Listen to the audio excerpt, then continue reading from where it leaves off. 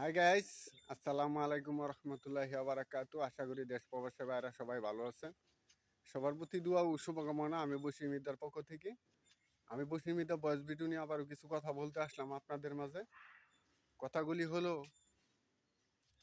আপনারা কিছু কিছু মানুষ আছেন, টাকার নেশায় পড়ে আপনারা অন্ধ হয়ে যাচ্ছেন। আপনাদেরকে নিয়ে কিছু কথা।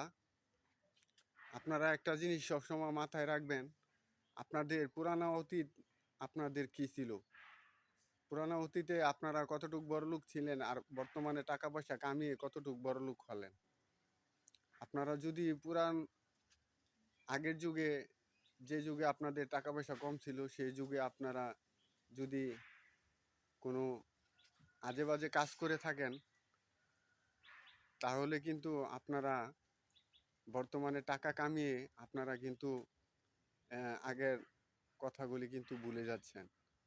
আগের কথাগুলি আপনারা ভুলে গেলে কিন্তু আপনাদের এলাকার মানুষ, সমাজের মানুষ কিন্তু ভুলে যায় না।